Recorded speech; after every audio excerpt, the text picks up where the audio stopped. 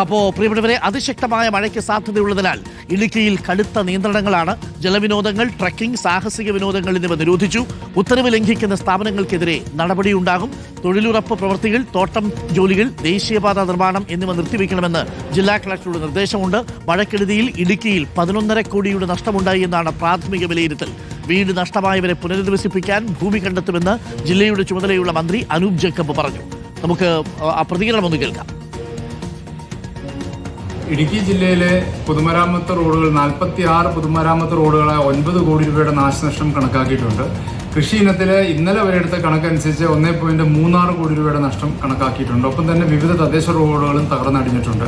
അതിൻ്റെ എല്ലാം എസ്റ്റിമേറ്റ്സ് എടുത്ത് എത്രയും വേഗം അതിൻ്റെ പുനർനിർമ്മാണം ആരംഭിക്കാനുള്ള നടപടികൾ സ്വീകരിക്കാൻ ആവശ്യപ്പെട്ടിട്ടുണ്ട്. ഒപ്പം തന്നെ രാഹുൽ സുരേഷ് ഉണ്ട് കൂടുതൽ വിവരങ്ങളുമായി. Rahul Suresh, good morning Rahul. ഇപ്പോൾ ആലപ്പുഴയിലും പത്തനംതിട്ടയിലും അടുത്ത 3 മണിക്കൂർ നേരത്തേക്ക് റെഡ് അലേർട്ടാണ്. ഇടുക്കിയിൽ കുടയും പിടിച്ച് നിൽക്കുന്ന എന്തിനാണ്? മഴ പെയ്തു തുടങ്ങിയിട്ടുണ്ടോ രാവിലെ? എന്താണ് ഇടുക്കിയിലെ മൊത്തത്തിലുള്ള സാഹചര്യം Rahul? Good morning. Very good morning doctor Arunkumar. ഇന്നലത്തെ പോലെയല്ല, ഇന്ന് രാവിലെ തന്നെ മഴയാണ്. സാധാരണ രാത്രി സമയങ്ങളിലായിരുന്നു മഴ രാവിലെ തോർന്നു നിൽക്കുന്നതായിരുന്നു കഴിഞ്ഞ ദിവസത്തെ പതിവെങ്കിൽ ഇന്ന് അത് മാറിയിരിക്കുന്നു. രാവിലെ 5 മണി മുതൽ ജില്ലയുടെ വിവിധ ഭാഗങ്ങളിൽ മഴ പെയ്യുന്നുണ്ട്. നമ്മൾ നിൽക്കുന്നത് കട്ടപ്പനയിലാണ്.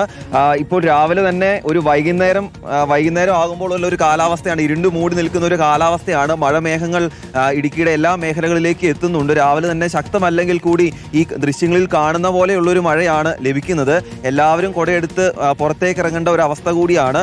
ഇന്നും നാളെയും അതിശക്തമായിട്ടുള്ള മഴ ജില്ലയിൽ ഉണ്ടാകുമെന്നാണ് പറയുന്നത്. ഇന്നലെ റെഡ് അലേർട്ട് പ്രഖ്യാപിച്ച സാഹചര്യത്തിൽ മഴയില്ലായിരുന്നു. പക്ഷേ റെഡ് അലേർട്ട് മാറി ഓറഞ്ച് അലേർട്ട് ആയപ്പോഴേക്കും മഴ ശക്തി പ്രാപിക്കുന്നു എന്നതാണ് ഇടുക്കിയിലെ സാഹചര്യം. അതുകൊണ്ട് തന്നെ കൃത്യമായിട്ടുള്ള ജാഗ്രതാ നിർദ്ദേശങ്ങൾ ജില്ലയിലാകെ നൽകുകയും ചെയ്തിട്ടുണ്ട്. പ്രത്യേകിച്ച് ഈ ടൂറിസം മേഖലയിലാണ് കടുത്ത നിയന്ത്രണങ്ങൾ ഉള്ളത്. മഴക്കാലത്ത് ടൂറിസത്തെ പ്രൊമോട്ട് ചെയ്യുന്നില്ല എന്നതാണ് ജില്ലാ ഭരണകൂടം പറയുകയും ചെയ്യുന്നത്. അതുകൊണ്ട് സാഹസിക വിനോദങ്ങൾ, ജലവിനോദങ്ങൾ, ട്രക്കിംഗ് ഉൾപ്പെടെയുള്ള മുഴുവൻ ടൂറിസം കലാപരിപാടികളും നിർത്തിവെക്കണം എന്നുള്ളതാണ് പറയുകയും ചെയ്യുന്നത്. അതുകൂടാതെ തോട്ടം മേഖലയിൽ, പ്രത്യേകിച്ച് ഏലത്തോട്ടത്തിലും ഈ തേയിലത്തോട്ടങ്ങളിലടക്കം വലിയ മരങ്ങളൊക്കെ നിൽക്കുന്നുണ്ട്. ശക്തമായ കാറ്റിൽ ഇതൊക്കെ നിലം പതിക്കാനുള്ള സാധ്യതയുണ്ട്. അതുകൊണ്ട് തോട്ടം മേഖലയിലെ ജോലിയും നിർത്തിവെക്കാൻ വേണ്ടിയിട്ടുള്ള നിർദ്ദേശം നൽകിയിട്ടുണ്ട്.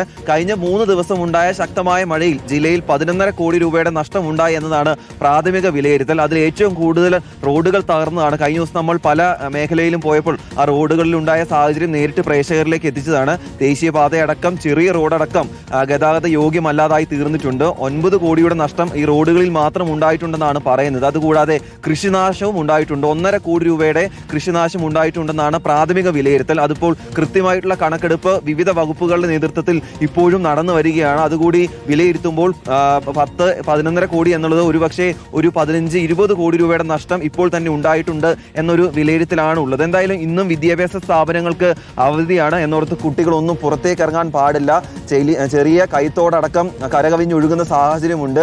3 ഡാമുകൾ, കല്ലാർകുട്ടി, പാമ്പള, മലങ്കര ഡാമുകൾ തുറന്നു വെച്ചിരിക്കുകയാണ്. രാഹുലിലേക്ക് തിരികെ വരാം. പ്രിയപ്പെട്ട പ്രേക്ഷകർ, നമ്മളിപ്പോൾ ഒരു റൗണ്ട് ഓട്ടപ്രദർശനം നടത്തിയിട്ടുണ്ട്. അത് നമ്മൾ ആറന്മുളയിൽ, അതേപോലെ കോട്ടയത്ത്, കുമരകം ഭാഗത്ത്, അപ്പർ കുട്ടനാട്ടില് ഒക്കെ നമ്മൾ പോയി, റാന്നിയിൽ ഒക്കെ പോയി ഒരു റൗണ്ട് നമ്മൾ പൂർത്തിയാക്കി. നമ്മൾ ഇപ്പോൾ ഇടുക്കിയിലേക്ക് വന്നിരിക്കുകയാണ്. ഇനി നമുക്ക് കൂടുതൽ വാർത്തകളും മറ്റു ചില ഘട്ടങ്ങളിലേക്ക് കൂടി, മറ്റു ചില ഇടങ്ങളിലേക്ക് കൂടി ഒന്ന് പോകണം. വളരെ വേഗം നമ്മുടെ റിപ്പോർട്ടർമാരുടെ വാർത്താ സംഘത്തിലേക്ക് മടങ്ങിയെത്താം.